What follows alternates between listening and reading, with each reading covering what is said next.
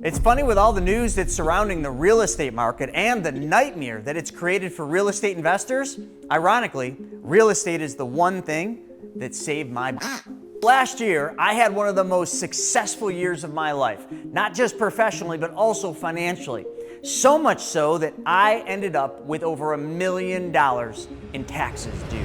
So you're probably thinking to yourself, how do you end up with $1 million in taxes due? Well, I did well financially, but I got some really bad advice from a tax advisor that I used to be working with, no longer am. And that advice landed us owing well over $1 million. And the worst part, when we found out, it was due in 60 days. Say what? So what I want to talk to you about is how I took care of that problem, how I was able to pay off those taxes, how I was able to do it in less than 60 days, and the strategy that could be used by every single one of you, no matter what scenario you have. That could be something like a job loss, if your cost of living go way up, or taxation like me. This strategy saved my ass, and it might save your ass too. It's no secret that debt in this country is at all-time highs, but delinquencies are also skyrocketing. But when I was talking to someone who's an investment professional, they told me, yes, debts are at all-time highs, but the ratio of debt to assets is the lowest it's ever been. And I was like, wait, what? Let me explain that. So people's debt to their asset values is the lowest it's ever been. And here's what that means. That means that people's assets have appreciated. Their homes, primarily, have gone way up in value, so they have lots of equity in their house. Their 401ks and investments have gone up because we've been in the longest bull run in history. Therefore, their assets are worth a ton, but their debts are climbing and climbing and climbing. So much so that there are massive delinquencies. So how can that be? How can people have the highest assets they've ever had, but yet delinquencies are going up? Well, that's the strategy I'm going to talk about. Their assets are trapped in a place that they don't have liquidity of. So let's dive in. Some of you might be feeling some of the pressure right now from the real estate market. You might have multifamily properties, those have gotten hit hard, Airbnbs, which were hot and now they're not, or commercial properties that aren't performing as well as they did a few years ago. And I know it's stressful because I lived that same life. You made the investment, the market was hot, and now, well, things are cooling off. They're just different. And you're stuck with these properties, but they're not giving you the cash flow you were counting on. And actually, not just counting on, but the cash flow you probably needed. But here's the thing. Just because the market sucks, it doesn't mean you have to suck too. So I'm gonna let you in on a little secret that I learned. See, you don't have to sit there and wait for the market to fix itself. You have equity sitting in those properties, and that equity has to go to work for you. I mean, think about it. What if you had access to the money tied up in the walls of your property, or properties in some cases? So in my case, I had lots of equity tied up in my primary residence. And I'm sure some of you do. Actually, I'm sure most of you do. And I'm sure some of you, like me, have had unexpected bills. You had unexpected investment opportunities just show up. Or maybe you just need some breathing room. Well, guess what? You can have it. You see, when I got hit with that tax bill, I was crushed.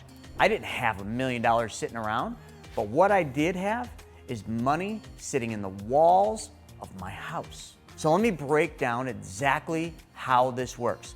The tool that I'm talking about is called a home equity line of credit, but more specifically, a first lien HELOC. And this is a game-changing thing. The HELOC allows you to tap into the equity of your property, and if you have a home or an investment property, you can do the same. Different banks for different needs, but you could borrow against all that equity. This isn't something new, but it's something you probably aren't thinking about when times get tough. All you have to do is you have to go through the process, and you can pull out what you need and when you need it. So now let me talk about my story. Let me tell you how this all came to be. I found myself in that pinch, right? Last tax season. I had to pay $1,106,080 to be exact, and I had 60 days to do it. Can you imagine that? I didn't have that $1 million just sitting there. It was the best year I ever had, but I invested back into the business, back into marketing. So when I got this news from my new CPA that, hey, you're gonna owe over $1 million, I'm like, I don't have $1 million. How much are the penalties? they were severe. So let me take you back in time. When me and Larissa bought our house, we bought it right in the heat of COVID. And we got a good deal on it, just under $800,000. So when we got it appraised, I was actually quite surprised. It appraised at $1.6 million. That's how much houses have gone up in value since COVID. But we've done a bunch of work to it, added a pool, so it wasn't just appreciation. It was some forced appreciation. The rest was just the market going up, which was great, but not so great because, like I mentioned earlier, people can be asset rich and cash poor. So I wasn't cash poor, but I didn't have $1 million to pay the taxes, but I definitely had the money sitting in equity. One other thing I had been doing is I was using Velocity Banking to pay down my mortgage. So I had done a really good job of taking the mortgage from right around $700,000 and paying it down to $300,000. So now you can do the math. $1.6 million is where it appraised. I owed just a smidgen over $300,000. I got lots of equity in my house, but I didn't have enough money in the bank to make this tax payment. So you see where we're going? I hope so. So the only thing I had to do is tap into the equity. And how I did that is I borrowed from a bank. I know, I hate saying that, but it actually made sense. I learned about first lien HELOCs, which was going to be used to pay not just my taxes with the equity, but also to give me a way to pay down that balance, pay down the mortgage, if you will. Now, let me make sure we're clear on something. This isn't some magical financial hack. It's just a strategy, and anyone that has equity in their house, they can do this. They just need to make sure they're not over leveraged, make sure that they got decent credit scores, and make sure that they're bankable. A word I hate using because I teach people how to be the bank, not use the bank. But in rare situations, we got to go back to the bank. So let me get serious. Before I go any further, I want to be absolutely clear. This is not financial advice. What we're doing here worked for me. It's not going to work for everybody because everybody's situation is different. And you should absolutely consult with your financial advisor, your tax advisor, definitely your tax advisor or CPA before making any moves. All right, enough with the stupid disclosures. Let's talk about the rules. How do you qualify for one of these HELOCs or a first lien HELOC? Now, I'm not going to get into the difference between HELOCs and first lien HELOCs, but what I did was a first lien HELOC. And here's what you need to know. You need at least 25% equity in your house. That's right. So you'll usually be able to borrow up to 75% of your property's value.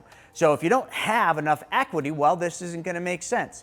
Your credit score needs to be somewhat solid, typically around 720 or higher. Now, I don't want to scare some of you. You can do it with a lower credit score, but that's ideal. And this one's the most important thing because we got to be bankable. Your debt to income ratio needs to be below 43%. You see, banks don't make this easy. In addition, lenders also want to see that you have some cash reserves for emergencies, which I did. I had money sitting aside, just not enough. And when I say cash reserves for emergencies, I'm talking about like 6 months of payments saved up. 6 months of your general expenses, your monthly expenses saved up. That's about what you need. In case of a rental, well, it needs to be generating income. That's the first and foremost thing. If you got a rental that's not making money, you're not going to be able to get a home equity line of credit. And here's one of the best parts about this. This isn't just for primary residences like I did. This could be done with investment properties. You might have an Airbnb, a duplex, a fourplex. As you get above 4 units, it gets a little more difficult. But if you have an investment property, they're fair game.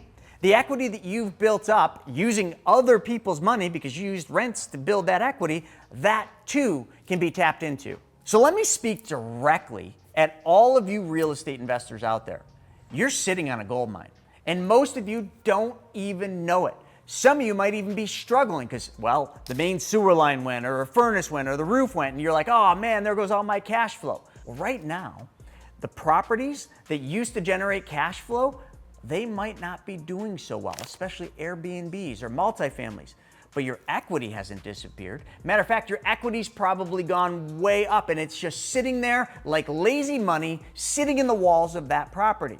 It's time to tap into the equity for your opportunities, and that is exactly what we're going to talk about. So let's talk about a hypothetical situation. A real estate investor with multiple properties, and well, let's just call him John, the real estate investor. So John's a seasoned real estate investor who has been building his portfolio over the last 10 years. He currently owns a bunch of properties, not a bunch, but a mix of properties. He's got 3 single-family rental homes, and these are traditional rental properties. Like, he bought them to flip, they didn't work out, so he burned them and rented them out to long-term tenants. He's got 2 multifamily units, a 4-plex and an 8-plex, not too shabby, 1 Airbnb property because he bought one during COVID and he's like, hey, this is gonna be amazing, a single-family vacation rental in a high-demand tourist area, or at least it was high demand. And he also accumulated 1 commercial property, a small office building that's been leased to the same local business for the past 5 years. So this is our hypothetical John real estate investor. But let's talk about the problem. There was a market downturn. Over the past year, John started noticing the market was slowing down. His property values have dipped a little bit. The demand for his short-term rental vacation has pretty much gone way down, and it's decreased significantly the amount of income he's bringing in on that. So much so that he's not even making money on it. And not only that, the office building, that commercial property he had that was leased out, well, now it's only 60% leased, and it was over 90% the year before. And this is all due to business downsizing, changing in economics. And on top of that, interest rates, well, they've gone up, which has increased the cost of financing for both buyers as well as sellers. And this has made it a lot harder to find good deals, new deals. And John, his cash flow, well, that started to dwindle. Higher cost, lower income. So naturally, John's a bit concerned. He's concerned about the financial stability of this rental portfolio. Some of his rental properties are getting harder to fill at the higher rents that he was getting used to, the higher rents he ran his pro formas on. His Airbnb is seeing a lot fewer bookings, and worst of all, his higher property taxes are really cutting in. And he's had a bunch of maintenance on these older buildings. So what is John's option? Well, he's looking at the properties. So even though the properties have come down in value, he's still sitting on tremendous amounts of equity. And despite the market turmoil, he's got a huge advantage. If he can tap into the equity of the properties, he can stabilize during this period of time. Otherwise, he might have to sell off some of the properties. I've had to do this myself.